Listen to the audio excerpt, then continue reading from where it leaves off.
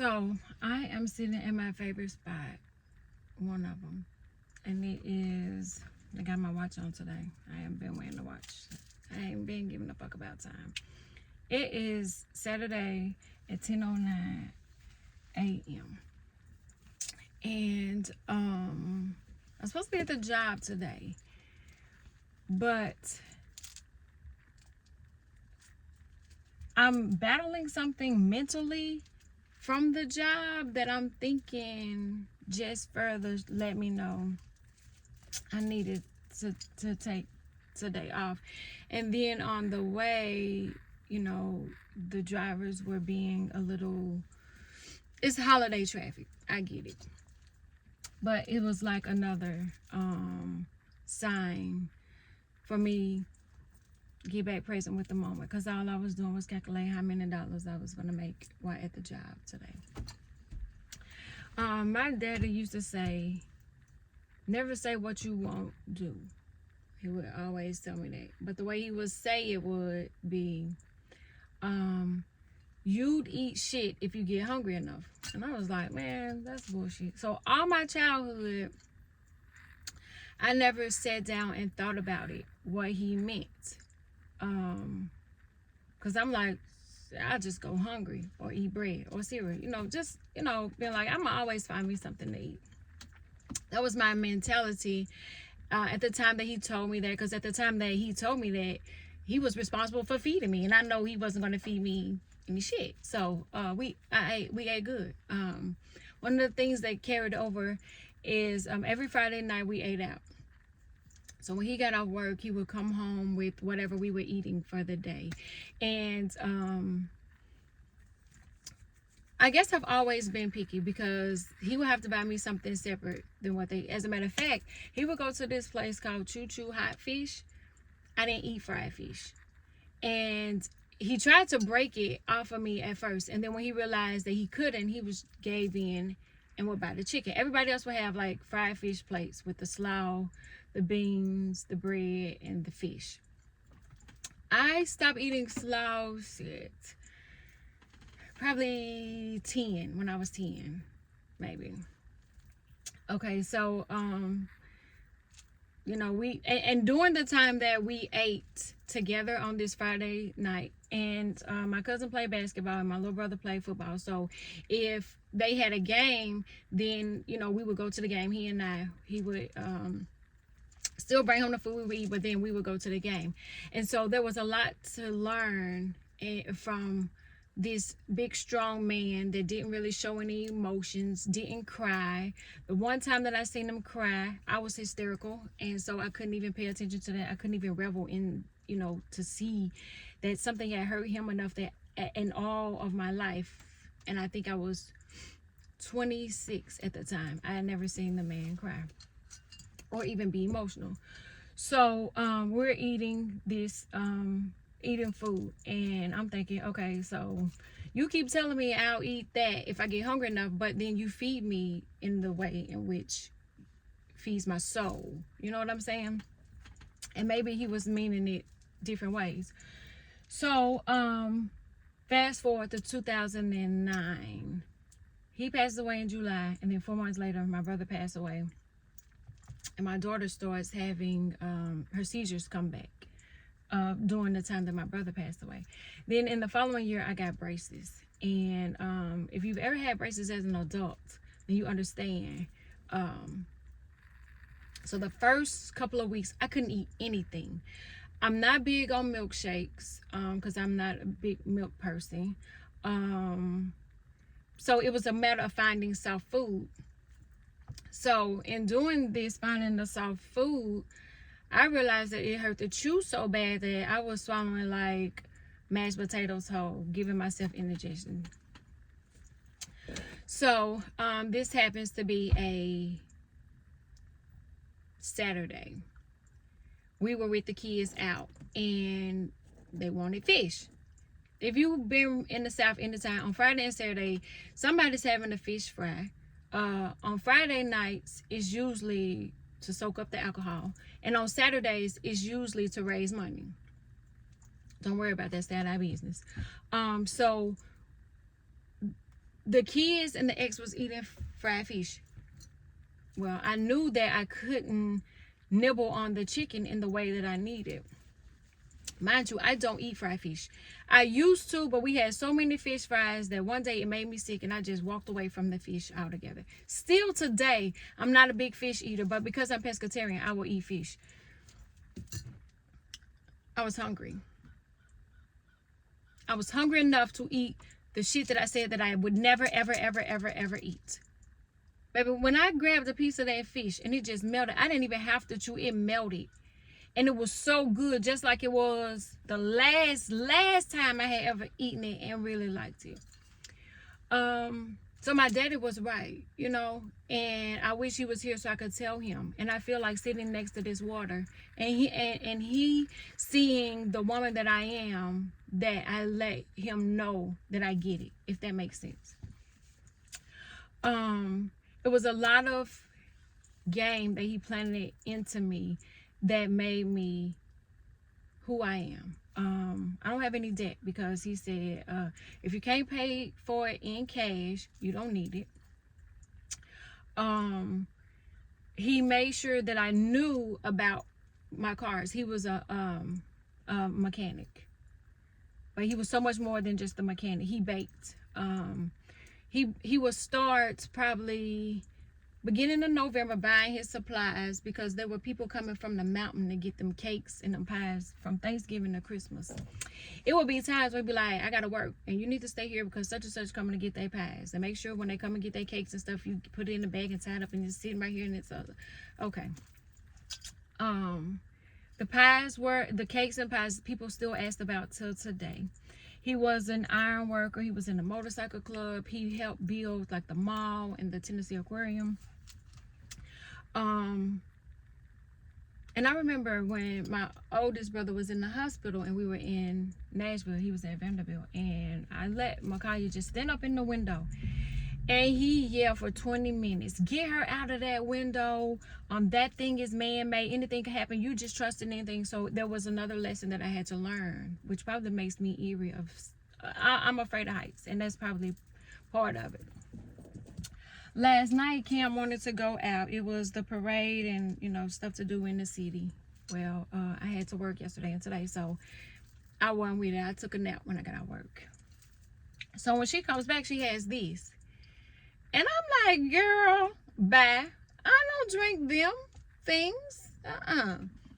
I do have a favorite blue juice, but it is blue creamsicle, I think. So it doesn't taste like this. And I was like, girl, I don't drink that. I don't want that, whatever. So I gave it back to her last night when I got in the car and I was getting ready to attempt to go to the job. This was all that was in here. And I said, I guess I'm going to drink it because I ain't got shit else to drink. I didn't bring my water bottle. Didn't feel like going back up in the house to get anything. Didn't have time to stop. And I wanted something blue. I don't know. I like I just told them like yesterday they wanted to do some more. So I sat in the car while they was inside and I said, bring me back some blue drinks. Cam wasn't with them when they brought the blue drinks back. So she didn't even know that I wanted something blue. But looking at this, I was like, well, damn, Dad, I guess you was right. Because I said, I don't drink this. But today, I'm going to drink this. I didn't eat fried fish. But then I ate it. Now I eat it. And I guess now it relates to spiritual. If you want it bad enough, you'll eat the unpleasant things. You will put up with the unpleasant things. You will go through the unpretty in order to feed yourself. And it is so crazy. This dam, I almost drowned in at like 4 or 5. My mom and her best friend couldn't swim, but they let us get in the lake, baby. And I think me and my older brother were the only two in there. And I was telling my kids that my mom's best friend, like, we have a dark humor. So we were, my first apartment, I wanted them to see it. My mom and her best friend, Cindy. And we were going across the bridge, and the bridge is over here. She said, Nikki, you remember you tried to drink that water? All that water? And I was like, yeah.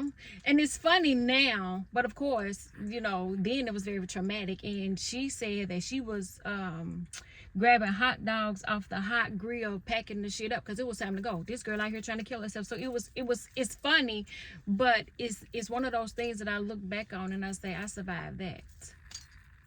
But I had to be willing to get in the water to let somebody else save me, to understand that a lot of people are waiting on me to get my shit together. And I'm at the point where I feel like I've eaten a lot of shit. I've eaten the frog. I've bit my tongue. I have drank the poison myself. I have been sacrificed, you know, the sacrificial lamb. And so that has put me in a place where I'm like, okay, so you want me to let people in my business knowing I done had to go through all of this? Like, but God said, if you don't let them know that you went through all of this and you came out, they won't know. Because I was telling my kid that this guy that I know in the professional world, he had an event and he was like, oh, I like your shoes. And the first thing I said was, oh, they thrifted, honey. And I was like, why the fuck do I do that? And so the kids were like, you do it because everybody assumes that you're high maintenance and you're bougie and you're uppity and stuff like that. But they don't understand that it don't take much to please you, that you don't ask for much, that you are easy going. And I'm like, yeah. But nobody would know it unless I let you know it. And the kids told me the other day that I act like Ashley from the Fresh Prince with a little Hillary sprinkled in, because even some of my friends say it too, and it's okay, because for me, I see it as a compliment, because it compliments the men and the women that raised me to be this way. So many people are mad at me on IG because I said I'm an 80s baby. My homegirls, we all 80s babies. We weren't crack babies, and I didn't even meet a crack addicted person until I saw New Jack City.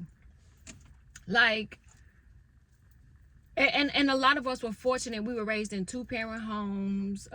We stayed in nice neighborhoods. We went to the nicer school. Like, I mean, I'm not apologizing for what they did, because they did one hell of a job and they sacrificed so that I would be here to say that I don't drink blue juices and be ungrateful. And then I sacrificed so the next generation won't have to go through the things that I went through, which were some things that my parents didn't go through. Like, everybody's going through something. My kids have lost more friends and classmates and teammates and things like that than I ever would imagine.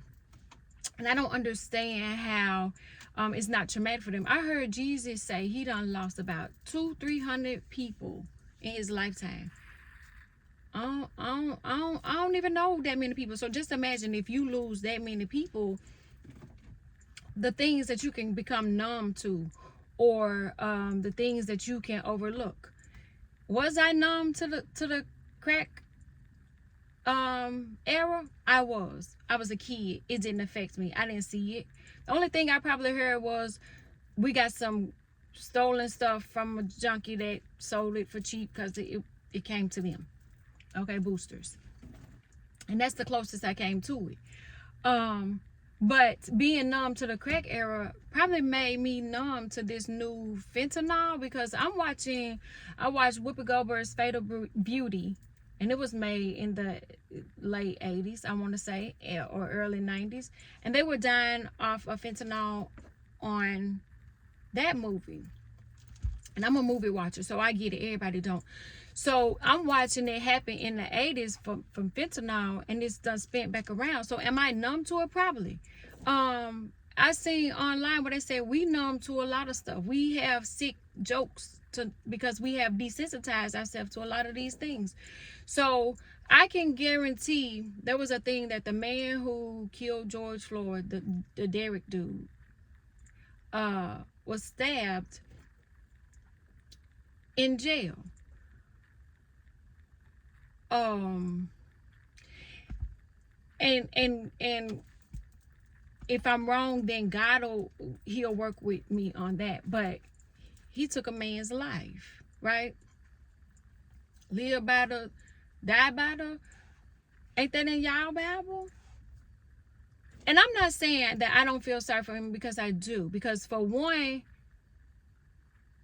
I don't believe that when he got ready for work that day that he planned to end somebody's life. I don't believe that, one. And two, to end somebody's life in the manner in which he did had to be very traumatic for him. Could he have to stop? Yes. Could he have to do something different? Yes, but he didn't. Okay. So he is definitely dealing with something mentally. But to know that he started a lot of things just by trying to do his job, just over broke, and then be thrown into the place where he put some more people, you know, whether they deserved it or not, like that, all of that is traumatic for him. And he has to lay down and sleep with that at night or not.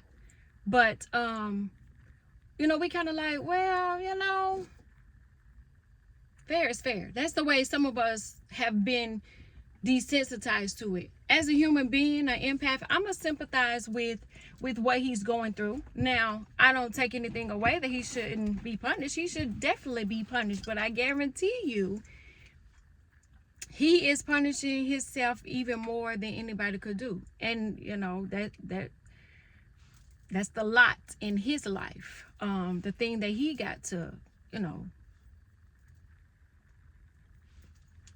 face judgment for. Because what did Pac say? Only God can judge me. So if only God can judge me, then only God can judge him and her and you and she and they and them and us and we. I don't even want to be a juror, because I don't know if my saved side will come out or my sinner side will come out, and I want revenge, or, you know, or I think empathetically. That's why a lot of stuff, when it go on, I try to keep my opinion to myself, because I'm able to see it from all sides. But and a lot of times I don't throw my opinion off on anybody else, because my opinion is going to be backed on some facts and some evidence. Now, did the crack era hit in the 70s and 80s? Yes, it did. But do that make all the 80s babies crack babies? No, it does not. I met more crack babies that were born in the 90s and the 2000s. And then these newer kids been born off lean and X and Molly and fentanyl and all this other shit that they passing out. Marijuana, weed, it's not the same. THC, THCA, THCP, all of that different stuff where they add just a little bit of extra chemicals in there. They messing with all of the food. I'm seeing things just fall. Like it's lines of things that's in the sky that don't really look like airplanes. I watched a video where it said they were spraying mosquitoes, like a unmarked black helicopter was flying around and releasing mosquitoes. That would explain why these damn mosquitoes felt radioactive once they bit us. Like, I was sitting at my mom's house talking to my aunt outside. She was about to go and I pulled up. The mosquito bite on my thigh turned into a bruise, and I was like, oh, somebody gonna think I'm getting beat. And I woke up to a bruise the month before, and a mosquito bit me on the back of my neck. Like, I had put on mosquito repellent everywhere, but I didn't think about the back of my neck, because I'm like, you know, they usually just bite your ankles and your wrists and your arms and stuff like that. They ain't be catching you slipping, but they do. And so I don't never want to push my opinion off on anybody. I just like to sit back and observe. But if it gets to where I need to put just a little, not much, I'm just gonna put a little bit, and then I'm gonna sit back and watch you change your perspective, because I'll play devil's advocate a little bit. What if They put the Derek dude in there so that they won't have to deal with the consequences of his real actions. I'm just saying, what if the job was meant to destroy you and not elevate you? I gotta drink some of this blue stuff. I don't even know what it tastes like. My hands greasy. Ooh. It's alright. I mean, I wouldn't be running to the store to get that one. I still prefer my other little blue stuff. But even that is a drug itself. Sugar, oh yeah, that's one hell of a drug. It is one hell of a drug. Play around with a lady around the time of the month where we can't get to that chocolate. Or you seen the TikTok where the dudes are, they playing, but they for real, they just during that time of the month, they just feed it sugar, feed it snacks, keep it happy. And just because it's a beast. But everybody won't understand, because unless you've gone through it, you know, a cycle, childbirth, fibroids, cysts, endometriosis, any of those things, then you won't understand. We just now realizing, thanks to social media, that our cycle isn't even supposed to be 7 days and heavy the way it is. It's supposed to be 2 to 3 days, a couple of tablespoons of blood. We like, what? No wonder why we vitamin D deficient and iron deficient and running around here eating ice in 49-degree weather, because that's what I'm headed to next, to the place to get me a cup of ice. Because it makes me happy. I can eat my ice, sit in the middle of my bed, and watch my Christmas movies. Because while I was getting ready for work, I was watching Almost Christmas. Nobody didn't sit down and watch Christmas movies with me, so I started without them. And then they'll be like, well, you already watched it? Already? Yes, I did. Because you know when I'm ready to watch it, I'm ready to watch them, and I'm not finna wait on y'all. So you can use social media for good, or you can use it for bad. But I'm gonna go back to my daddy saying, you would eat shit if you got hungry enough. I have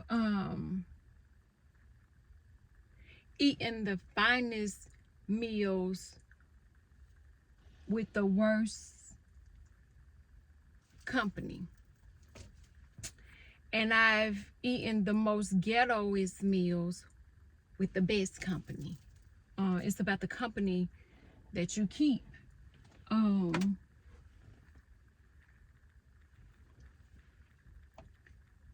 So my dad is saying, if you become desperate enough, you'll do desperate things, desperate measures, because you won't starve. You're going to do something, you know, no matter what that something is, because let's face it, you got to eat.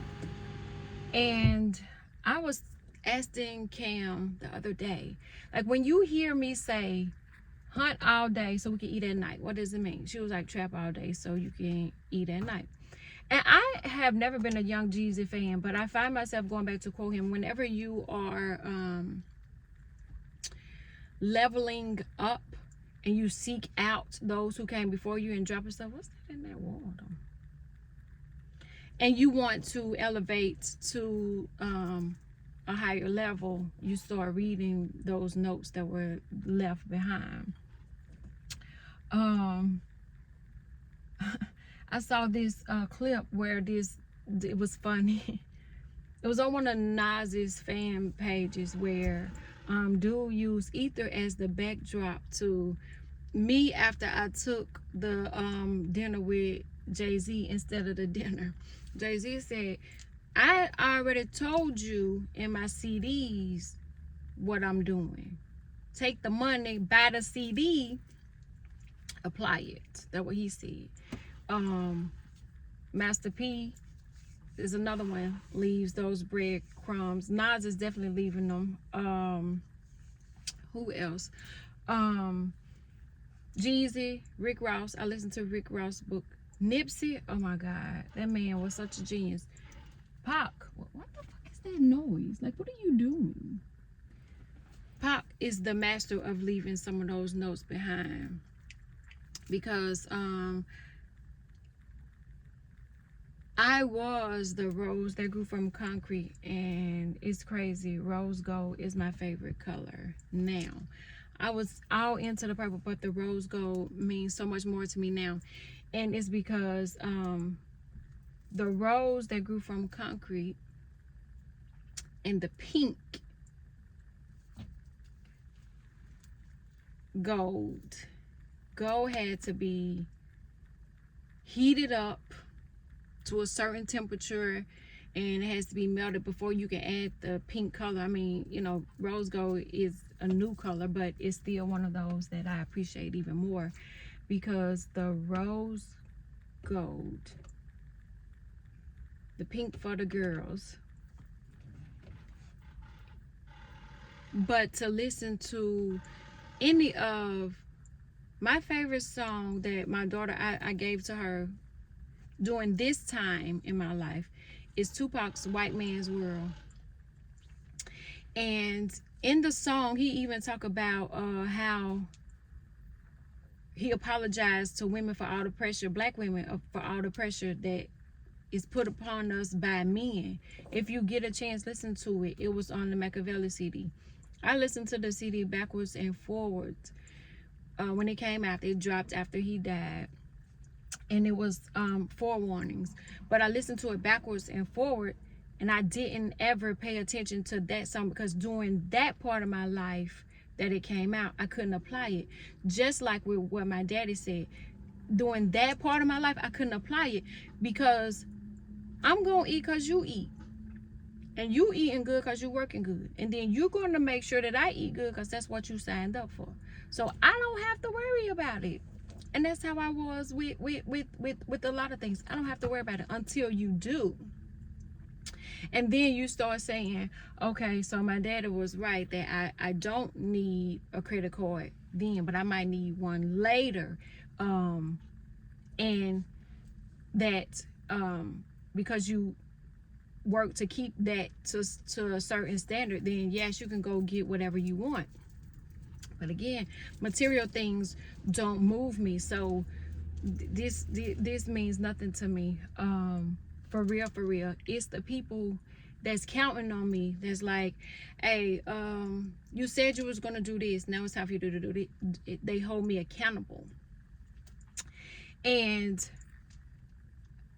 I think if you eat shit, you'll eat shit if you get hungry enough, is about sacrifice.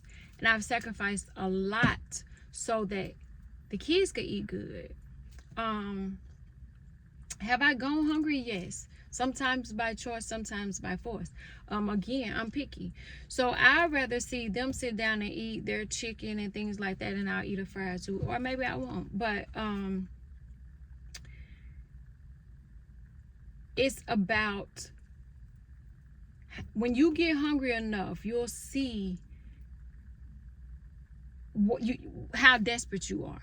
How far are you willing to go? How dirty are you willing to get? How messy do it have to get? And for you to be like, okay, this ain't what I'm used to eating, and I don't want to eat this anymore because I deserve better. Oh, that's a pretty eagle. That's beautiful.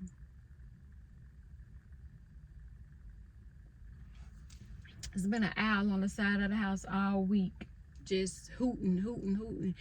And if you know me, then you know I looked it up.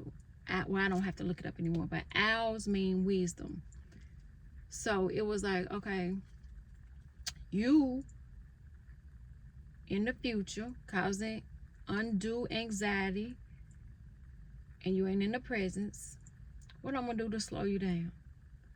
How I'm gonna get your attention back to now? Because you all the way thinking in 2024. And the reason why, because it was just Easter, and then 4th of July, and then last week was Halloween, and then this week was Thanksgiving, and Christmas in 3 days. Time is going by so fast, like it's just zooming by. So if I'm worried about then I can't be present and enjoy the day. Well, who you doing it for? You done ate shit long enough. Go back to eating the way you were raised to eat. And the way I was raised to eat is eat good, but eat good sensibly. Just save a little bit for tomorrow, just in case. But because of the calculated food and things that I am structured, I build in enough because I know 1, 2, or 3 is going to say, I'm still hungry. I want a snack. All right, you got such and such left. All right, you got this. They wanted some s'mores last night. I don't even eat them no more. I did when I had to with them. But now just the fact that they want to do it, I'm all for it. I love it.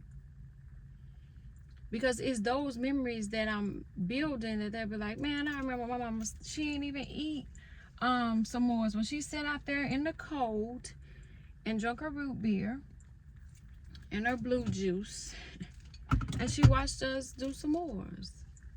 That's what I took from my father. The memories, the lessons. Do I apply them all? No. And he would be so disappointed. So very disappointed.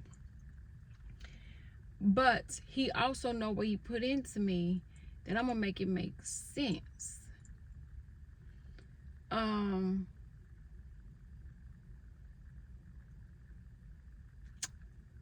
The wisdom comes from the elderly. And I'm the first one that'll sit at their feet to hear what they're saying. Like, it's something about listening to them and soaking that up. You can't find it in a textbook. I am doing a ancestry go back.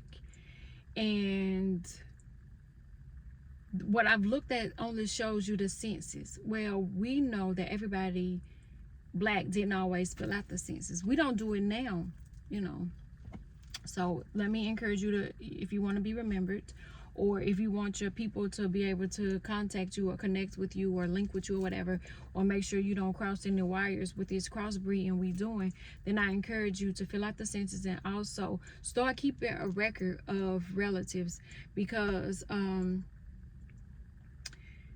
the older our people get, the less they remember, you know, dementia, Alzheimer's, shit, age, life. I was just talking to somebody and I said, if you don't go on the phone, baby, I don't remember it. I told my friend, make sure you remind me Sunday or Monday. Those are my 2 off days. Remind me. And she was like, I sure will. I said, did you put it in your phone? Because that'll keep us both. So our memories are going away. So we got to keep record some kind of way, like start writing it down so they can be passed down. That's one of the things that I think that my ex's family keeps a record of, because there's so many of them. But I went back to a census that my mom's great-grandmother filled out in 1950, I think. One of the relatives is listed as her, it's a girl's name, which I would assume, I just looked at the name and the age, and that's the only thing I looked at. And then when I was talking to my mom, she was like, no, that should have been the boy's name. And then I looked at it and it said grandson in whatever age, and I was like, well, how did they get that wrong? How did they mixed up the name? And maybe it's the way she wrote it, or maybe it's the way she had it spelled out. And I know from experience that a lot of people will sound out something and spell it the way they want to spell it, and we just be over here trying to figure it out. So I'm finding that interesting that we don't fill out the consensus, and the consensus is what they use to kind of keep track of us. I was watching Finding Our Roots, I think, and Nas was able to go back and see his relatives and the very popular last name that they all seem to have. Why the radio ain't went on? That they all seem to have. But he was able to, they were filling out the census, and there was even a book where his relatives, one of his great grandmothers had been purchased, and he was like, I got more money on me in my pocket now than. So I haven't been able to go that deep. I had to go and get more last names and try to figure out, if I could go back to, and that's on a whole nother side. So I'm trying to search my grandmother's side and my grandfather's side and then go back that way. My great grandmother, I think, passed away the year before I was born. And then my grandmother passed away when I was about 14. So my mom and her siblings are all that I have left to ask for that information.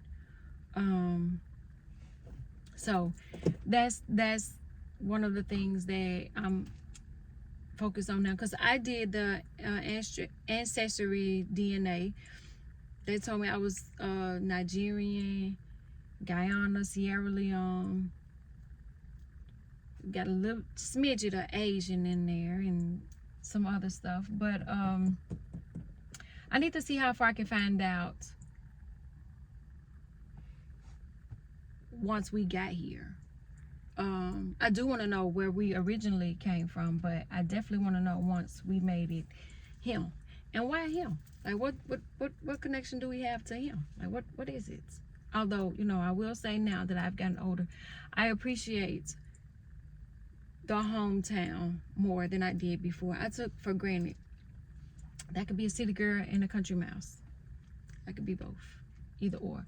But the older I get, the more I prefer these leasing.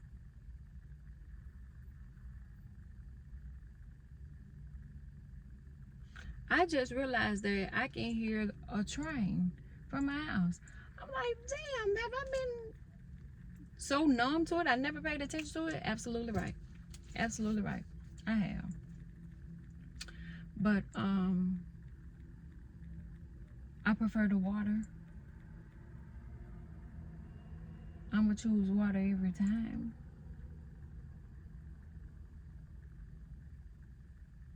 And that's probably how I end up trying to go out there and when I almost drowned. I was trying to choose water. But I'm grateful for everything. But you can't be grateful for the present if you're already trying to plan out the future. Because I always say, I make plans, God laugh. Child, God must think I'm a real Kevin Hart, Mike Epps, Eddie Murphy, Red Fox, Bernie Mac type legend. That's what God probably laughing at. He probably think I am so hilarious, because I know I've been making all kind of plans. I've been making plans for. He was like, oh, you got them plans? Let me tell you what I got. And he do a whole three, like, I'm over here? I thought I was over there. And that's where he say, now behold the Lamb. He told me to go one way, I went the other way, and then I'm over there in that little circle trying to figure out how to, okay, God, right here, standing right here present. Tell me where to go. And in a minute, a message, I choose well-being. I choose well-being because I'm worth it. Okay, that was 29 minutes ago. That was probably when I chose me. When I decided that mentally I can't handle being on somebody's job today. I can't. Mentally I can't, because my nerves about this thin. And you step the wrong way and the bomb will drop. Because she is hanging on by a thread. So with the job, I ate the shit. I did. Because I was hungry enough to say, what about tomorrow? What am I going to eat tomorrow? And I ain't ate today. I haven't. I had a bowl of cereal because I know I had to get to the job. But what I really wanted was to sit in the bed with my cup of ice, my mango, and my last pomegranate, and watch Christmas movies and turn my brain off. It's Saturday. I deserve to be off, right? Because I hustled all week. I grinded all week. Thursday was the only real day I was off. And then I wasn't really off because now you expected me to share some of my time, which is irreplaceable, which is priceless. So I worked, baby. She worked. But mentally I can't today. I cannot. I don't even think I can mom today. Can I say that? I don't think I can be a mother today.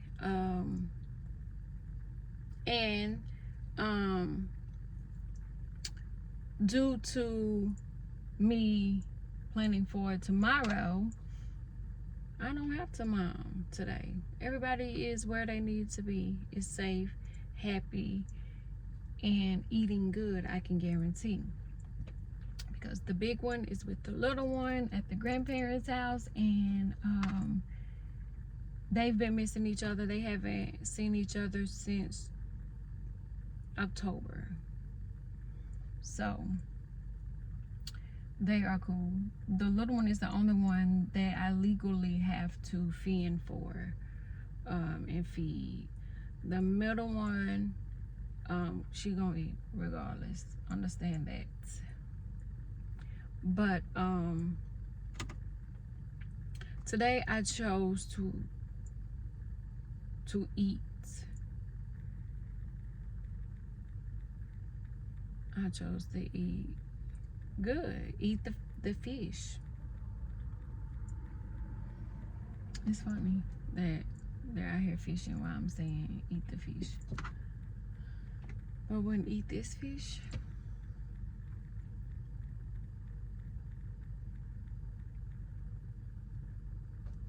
Last year it was a bunch of dead fish. No, that was this year. It was a bunch of dead fish up here. Still don't know why. Same fish. About 300 right here. Just right here. The smell was horrible. It was a mystery. Nobody don't know what happened. Say less, I guess, you know. We don't ask no questions. They won't tell us no lies. But the message was, how hungry are you?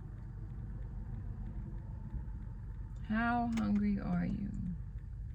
Are you hungry enough to eat the shit? And I think that's imposter syndrome.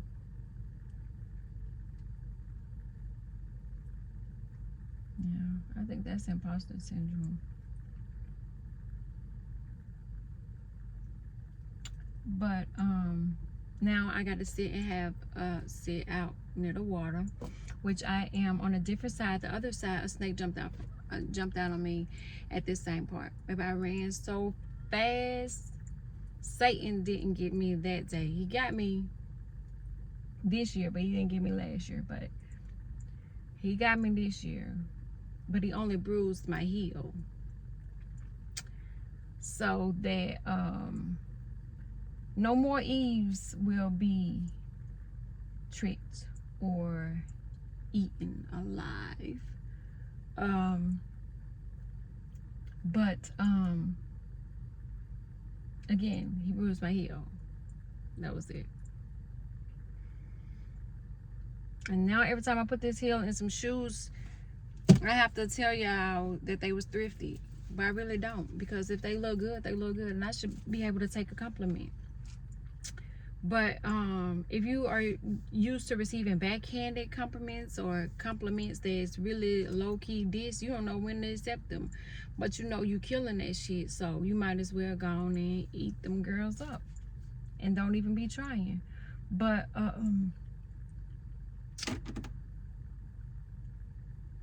I am going to sit here and to see what message my dad has for me, because evidently he is coming through clearly today, because I don't know where the hell that came from, except for when I thought about him and I was like, I'm gonna have to drink this damn juice, because I'm not going back upstairs to get my regular blue drinks, and I don't have time to stop. I got just enough time to get there and clock in.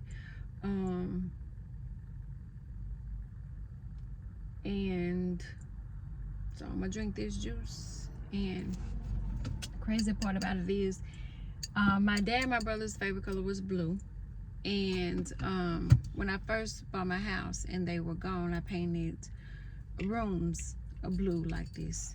And I'm not even big on blue. I'm not. I wasn't. I am now. But yeah, so did I take it biblical? I think I gave a little bit for everybody. Everybody got a piece. The spiritual girls, the Baptists, the atheists,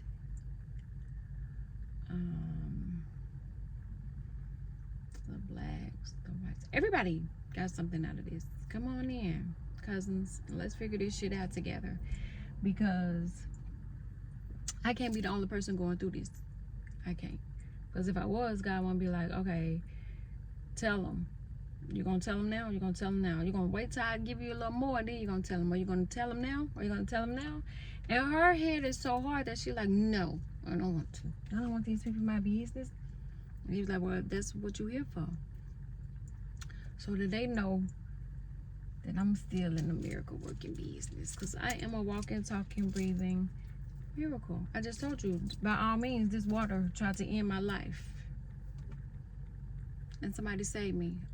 A white lady. I've never met her before. I don't even know what she looked like. I was little. It was two of them. That's all I remember. Maybe it was... My mama used to say, be careful how you treat people. You never know who you're entertaining. You can be entertaining a God, or you can be entertaining something else. So I handle them all the same way. I kill them all with kindness. I handle them all the same way. Everybody's treated the same. I treat the cleaning the way I treat the presidents. And most of the time, I don't really like the presidents. I like the cleaning better. I can relate more to the cleaning than the president. So I'm gonna probably treat them better than the president, because it's gonna be something about you I know I ain't gonna fucking rock with. I know it's something about you.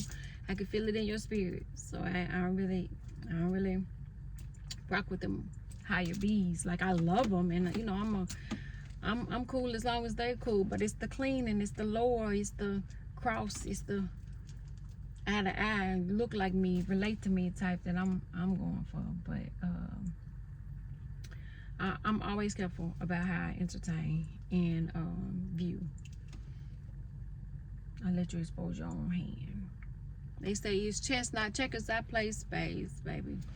Spades a different kind of game, because understand this: you're playing with a partner, plus you're playing against a team, which really you can't look at them as a team. It's individual, so it's really you against three, if you think about it, because they playing on a team, but you know, one gonna get you on the long, you know, when it's spin back around. So you got to be able to play again ahead of that, because you got to think, okay, she pulled out her spades already, so she cutting diamonds.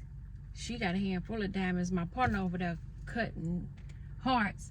You got to play against all this, and mentally you got to hold that shit in. Spades the hardest game in the world to play. And then if you and your partner not synced in and linked in, there's some hostility coming from there. And then if you overbid and you don't make that and you get set, it's, you know. But then when you got that fire hand and you got the ace and the big joker and the deuce and a little joker, and you finna kill him. You already like, we run the Boston. I'm gonna put us down for a dime. We got it. Yeah. So spades different. And in the South, well, probably the North too. I think all black people take spades. Like, different people take different stuff serious. It's where we take spades serious, but I'm not gonna take it too serious because I got a one hell of a goddamn poker face. For a long time, I wouldn't play. You know, when we would go out, I'd just be like, no, I'm good. I'm just gonna watch. Because I don't like all that, gotta play again. And my spades partner was never my partner. For real, partner. And so you don't really know how that. So then when they realized I could play and I was really good at it, they was like, well, damn, you sure had us full. Even now when you play, you don't, I don't be too up, I don't be too down. And I'm always tell you honestly, I'm gonna count them up, let you know what I can do. I got 3 in the possible. But I was asking somebody, you can smell the chemicals in there. I was telling somebody, I was asking somebody that I went to school with. He was older. I was like, did y'all play spades in gym class? He was like, yeah, on the days that I wanted to. I played football. I did what I wanted to do. I was like, oh, respect. I got you. We played spades. Wasn't really nothing going on in PE class, but I needed to learn the game of life. So I took that time to watch everybody else play. Know they weaknesses and their strengths. I know they face look when they got a good hand, when they ain't got a good hand. My game is Uno, baby. Pull out some Uno cards. Let's get it. And don't be trying to play with them goddamn rules you made on the way coming in, the ones you play at Big Mama house. Because we don't play that at my dear house and shit like that. Like, everybody, let's go back to the rules. And then we go to the rules, we find out all of us been playing the shit wrong because Uno said you can't do all that. Sorry. All that triple double shit, quit it. Stop it. Quit playing. All them new versions of it. I seen a newer one I do want to try. But Uno, the game of life, baby. Cause you got to be slick, real good to see when they, because now they put a line up under the 6 and the 9 now. But you had to be watching people because they'll be trying to cheat, double up card. Like, it's all kind of hold the card down here. Like, that's what y'all need to teach our kids, how to play card games and help them with life. That's the real life teaching game. When you, that checkers, chess, Connect 4, Uno, spades, those are teaching life lessons. And if you do need some money, you might can learn how to, gamble a little bit. I don't promote gambling. That's very, very bad. It's addictive. It's another one of those bad vices that we all must drop. Like, this is my confession, and then I'm gonna get off. I said I'm done with hookah pens. This my last one. But life be life, and now working at the job, right? So I needed to re-up, and I was gonna quit after my last one. But yeah, at a Black Friday sale, and I'm like, I always support black businesses. So who am I to deny that this ain't a good deal when I know it's a good deal? But I was all ready to order them, but my mom was like, I'll get them for you for Christmas. You want them as a Christmas present? I was like, yeah, let me go and get them hookah pens since it's Black Friday. Because everybody swear I'm so hard to buy for. But if you see me and you know me, then you know what I like. If not, then just cash at me and I can buy my own hookah pens. But I'm really not. I just like some thought put into it. You got to think about my gift. Don't give me no fucking gift card to where you like to shop. Don't give me something that you bought yourself that was too little. Don't re-gift me unless it's an Olive Garden card, because I'm going to sit in there by myself all day long. I'm joking. I don't like for my kids. Makaya called them, was at Marshall. She was like, pick out one of these hat and gloves and scarves. I was like, that is lazy as fuck. I will not accept it. Put some thought in my gift. All she gotta do is go back into some of them pictures where it's her and all 3 of her siblings and print me out a big one, a little one, a keychain, a heart necklace, or anything like that. And I'm gonna love that more than I don't want that scarf and hat shit. Give me something with y'all faces on it. Remind me what I did. That's what I need. I don't need none of that. No. I can get all that shit myself. Give me something that I can't give me. You thought about me and when you seen this picture, you thought I would like it if it was hung up in the house, like something like that. I don't know, but these are my confessions, because my last hookah pens are gone. They really out. Like, I think somebody stole some of my puffs, but I can't prove it. And everybody knows that you're guilty until you're proven innocent. And they are guilty because they either hide them. Because, like, one time I couldn't find, like, every time I'd be like, where my hookah pen? Where my hookah pen? Who seen what I did with that hookah pen? And I know I don't be losing it that much. I think they just be hiding it just to see me go around looking for it. But the hookah pens, to me, remind me of taking a deep breath. Like, when you get too anxious and you gotta go, I can see the smoke in the hookah pen. Am I addicted? Maybe, well, just a little bit. But I had backed off, so I wasn't even puffing them every time somebody was making me go crazy. And maybe I would have made it at the job if I had had something in my hookah pen, but one will never know. I'm going to clean Casper out today. That's what I need to do. Clean Casper out and sit in the bed with my fruit and watch my Christmas movies. It's the Christmas marathon. That's what it's going to be. So, this went way longer than I wanted it to, but oh well. If you rock with me, you'll listen to me rant and rave. You'll get your message out. You'll pick out the gems and the jewels. And if not, then God bless you anyway.